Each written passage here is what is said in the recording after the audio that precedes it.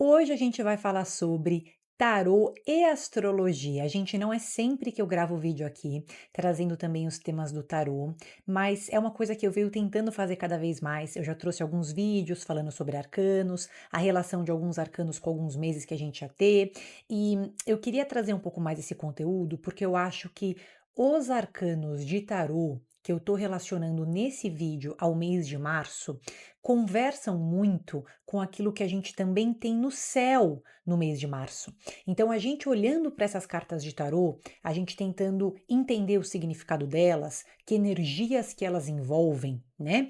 A gente pode compreender num nível mais profundo o que esse março de 2025 está propondo para nós. A gente ainda está no começo do mês, eu achei que ainda valia a pena trazer esse conteúdo aqui. Quero ouvir a sua opinião. Se você é novo, também aproveitar para curtir o vídeo, não deixa para o final. Para você é um segundo, para mim vale tudo. E deixa o seu comentário. Me deixa saber se isso faz sentido para você, se agrega para você de alguma forma, se você concorda com essas cartas, né? E a gente assim vai trabalhando tanto a astrologia quanto o tarô. Eu vou entrar nesse assunto com vocês já agora e vou mostrar as cartas que a gente tem regendo esse mês de março, o qual a gente ainda tá no comecinho. Vamos lá. Então, gente, nós vamos começar aqui falando sobre a carta O Enforcado ou O Pendurado, tá? Uma carta que na verdade assusta muita gente, né? O tarô tem aquelas cartas, né, que quando a gente bate o olho, a gente fala: tem um homem de ponta cabeça, tem um homem que tá amarrado, tem um homem que carrega esse nome, o pendurado, o enforcado, coisa boa não pode ser, né?" E na verdade, gente, eu queria trazer que toda carta de tarô, né, ainda mais quando a gente faz quando a gente tem um olhar terapêutico, quando a gente tem um olhar de tentar interpretar mais do que um significado estereotipado, a gente acaba entendendo que toda carta de tarô tem o seu lado bom, vamos pôr assim, e o seu lado ruim. Vamos pôr assim também, tá? A gente tem mais de uma carta de tarô, a gente tem mais de um arcano de tarô falando sobre o nosso mês de março. Esse mês que tem tantos movimentos astrológicos também importantes. Só que eu queria começar com essa carta e eu vou nesse vídeo explorar duas outras cartas que também estão relacionadas a esse mês, tá? Mas eu queria começar com o pendurado, com o enforcado, né? Aqui a gente tem, se a gente for interpretar o significado dessa carta, um homem de fato que está amarrado, está com as mãos também amarradas, né? Quando a gente avalia aí, tá de ponta cabeça e aqui a gente tem uma carta que ela tem muita relação, ela é número 12, tá?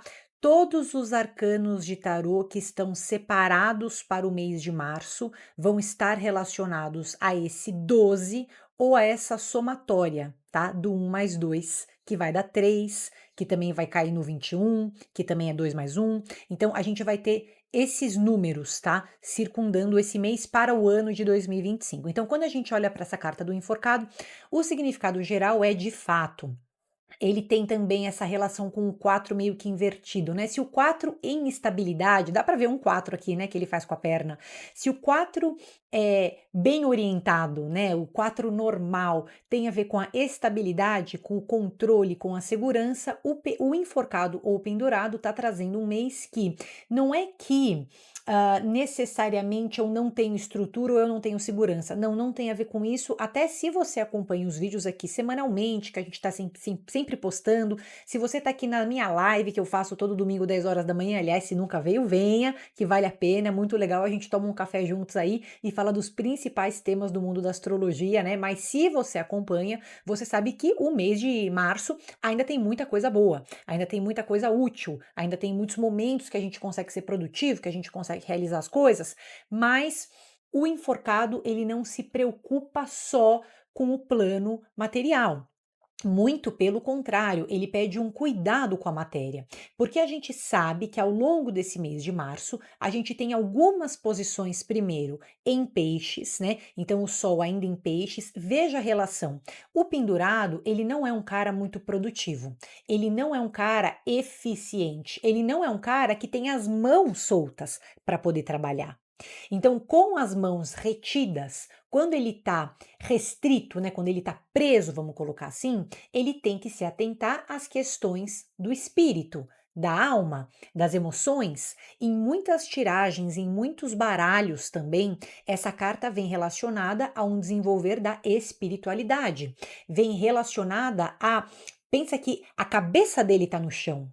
O chão dele é a cabeça, né? Então aqui a gente está falando de questões contemplativas. Eu tenho um mês de março que ainda carrega muito a energia de peixes durante boa parte do mês. O Sol transitando em peixes durante boa parte do mês. Até quando ele for entrar em Áries, que vai ter no novo astrológico. Outra história, né? Mas a gente tem um mês em que não adianta eu só querer ser super produtivo, não adianta eu só querer ter toda a minha vida material resolvida. Esse pendurado vai falar assim, gente, a gente também tem que se atentar às questões do espírito, do autocuidado, do autoconhecimento. A gente começou a maior buzinaiada aqui. Espero que o meu microfone esteja bloqueando bem, né? Mas a gente tem aqui uma situação com esse enforcado, com esse pendurado, que ele se atenta às questões da alma. É uma carta que quando você faz uma tiragem de trabalho, a não ser que a pessoa tenha um trabalho terapêutico, um trabalho artístico ou que envolve uma cura, quando ela não tem esses trabalhos, às vezes é uma carta até desafiadora. Fala assim: olha, você tem que se organizar muito bem, pode ser que algumas coisas você sinta ser um movimento meio restrito, que você não tem liberdade para fazer, porque essa carta primeiro exige um mergulho interno para que depois a matéria também se organize. Ao mesmo tempo, claro que ela pede um cuidado, porque a gente sabe que Mercúrio, que é o planeta que fala de produtividade, que fala de linguagem, que fala de organização, vai ficar retrógrado no mês de março. Já tem vídeo, inclusive, acredito, falando sobre isso. O meu vídeo, acho que sobre Mercúrio em Áries, eu também já falei um pouquinho aí sobre a retrogradação de Mercúrio nesse mês e depois vai ter mais conteúdo sobre isso, tá? Mas a gente vai ter um momento que Mercúrio vai ficar retrógrado. Então, se eu não me organizo, claro, também nessa parte material no começo do mês, se eu não tento agilizar, antecipar algumas coisas, é claro que algumas coisas vão meio que sair do meu controle, porque eu não vou ter depois, mais avançado ali no mês, né, conforme o mês for progredindo, eu não vou ter a mesma disposição, a mesma organização ou a mesma capacidade de me concentrar que agora no começo do mês até tenho uma ou outra coisinha ali me ajudando nessa concentração. Então aqui a gente tem uma carta que pede para que eu não negligencie o que eu tenho que fazer, uma carta que fala assim, olha, a gente nem tudo está sob o nosso controle, mas quando a gente alinha o bem-estar emocional a pequenos momentos de produtividade, muitas coisas também podem se desenrolar. O que eu não posso fazer é só me cobrar em excesso nesse mês de março, e o que eu também não posso fazer é negligenciar também tudo que eu tenho para fazer, tudo que eu tenho para resolver. Porque se eu deixar para a última hora, o enforcado, o pendurado, vai meio que me atar, meio que me restringir, né, os meus movimentos, a minha iniciativa, vai ser um momento que ele vai falar: não, ó, peraí, você tinha que ter já começado, já tinha que ter iniciado, já tinha que ter feito, porque às vezes a gente não começa quando tem que começar e depois parece uma avalanche de coisas que a gente tem para fazer. Né, a gente sabe, ainda que o mês começa ali na energia do carnaval, começa um mês que a gente meio que perde uma semana, dependendo do trabalho que a gente tem. Então, o pendurado fala: não, peraí, vamos organizar. A gente não pode só ser produtivo, a gente tem que cuidar da alma, do espírito, do bem-estar. Mas a gente também tem que ter momentos em que, primeiro, eu consigo me recolher para que eu me reorganize internamente. Não adianta eu só estar no meio de um monte de gente, falando com um monte de gente, um monte de pessoas, não. Eu preciso ter um recolhimento, eu preciso ter um momento para olhar para mim. E o próprio Mercúrio retrógrado se relaciona um pouco a essa carta no sentido de falar que não é tão bom para começar coisas novas em alguns momentos. Primeiro eu tenho que finalizar aquilo que ficou em aberto e mais do que isso, eu reavalio. É uma carta contemplativa, uma carta meditativa, uma carta que fala pra gente eu também tenho que cuidar desse espírito e eu também tenho que me permitir revisar coisas, repensar coisas, fazer uma parada para um balanço, vai ser importante nesse mês. Com isso a gente vai chegar na segunda carta que eu queria trazer para esse mês, porque o mês vai carregar um pouco dessa energia número 12, tá? Mas se a gente for seguir por um caminho mais numerológico, né? 1 mais 2 dá 3, tá? Dá 3. E para mim a carta da Imperatriz, vamos colocar assim, por ordem de importância, primeiro essa. Primeiro essa tá orientando o nosso mês de março, tá guiando o nosso mês de março. Ponto, tá? Não significa que não vai ser um mês produtivo, não. Significa que internamente, individualmente, é um mês que você tem que se organizar, tá? Outra coisa que você pode muito bem fazer nesse mês é já deixar sua curtida aqui e o seu comentário, tá? Que é o seu momento e para você é um segundinho e para quem tá desse lado é o seu que vai fazer a diferença. Mas a gente vai seguir então para essa segunda carta, para minha carta da Imperatriz, porque ela tá carregando o símbolo do número 3 e é a segunda em ordem de importância que para mim também se relaciona ao mês de março. tá? Gente, primeiramente, essa carta da Imperatriz, ela é uma carta que está falando sobre a manifestação dos meus desejos no mundo. É uma carta que está falando, inclusive, sobre prazer. A gente tem uma mulher aqui, uma mulher empoderada, tá? Uma mulher que tem uma posição de poder, uma mulher que está num trono, segurando ali as suas ferramentas para governar. Inclusive tem um escudo aqui, né? Só que ela senta de uma maneira muito confortável. Se a gente for interpretar essa carta em comparação a outras mulheres do tarô, a Imperatriz está de perna aberta, ela está relaxada, ela está ali na posição que ela tem para ocupar, certo? Então aqui a gente está falando de um mês em que eu entro em contato com desejos também. Por que eu entro em contato com desejos? Primeiramente, eu já gravei alguns vídeos sobre isso. Em alinhar, em termos de alinhar o tarô com a astrologia. É esse o trabalho que a gente está fazendo aqui. Não é só um vídeo sobre tarô e não é só um vídeo sobre astrologia, tá? Mas eu já trouxe para você em outros momentos que o mês de março carrega uma importância na ordem dos desejos, porque Vênus está retrógrada durante o mês de março inteiro. Vênus retrógrada, meu amigo, não só a gente faz revisão nos nossos relacionamentos, repensa muitas relações, reconsidera quem tem espaço na nossa vida ou não, mas ela resgata o desejo.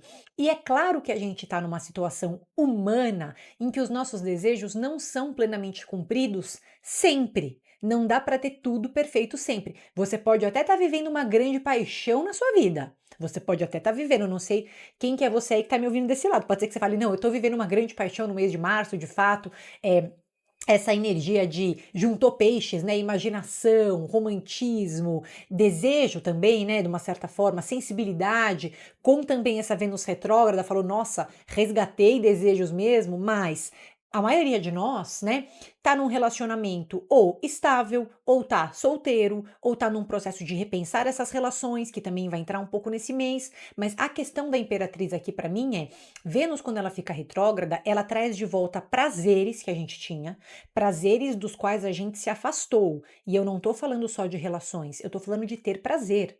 O que te dá prazer na vida? O que te traz prazer? Pode ser físico? Pode, não precisa ser físico. O que te diverte? O que te alegra? Qual é o trono que você ama ocupar?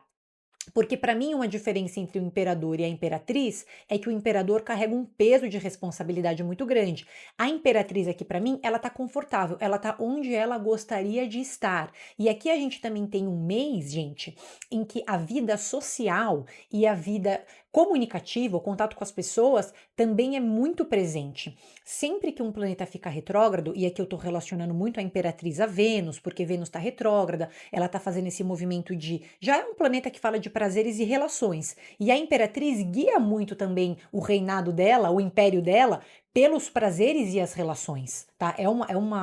Tá dentro do símbolo dessa carta. Então aqui a gente tá trazendo um momento em que essa Vênus retrógrada resgata alguns prazeres nas nossas vidas, né? Só que é um mês em que a vida social, a vida com as pessoas está muito ativa. Um planeta retrógrado é um planeta com a sua ação exagerada, difícil até de controlar e de entender, né? Então eu tenho muitas relações, eu repensando relacionamentos, eu tentando me expressar nesses relacionamentos, expressar os meus desejos, as minhas vontades. Se eu tô num relacionamento só por conta do outro, não vou querer continuar. Se eu tô num relacionamento que eu só me entrego, que eu só me dou, que não tem prazer, não vou querer continuar. Aqui eu tô num momento em que eu preciso respeitar o meu prazer. E atividades e hobbies e talentos podem vir a surgir, né, ou ressurgir, porque Vênus está retrógrada, né, e essa imperatriz aqui para mim, ela dá um mês em que, não adianta só eu trabalhar. O próprio pendurado já tá falando que não adianta só trabalhar.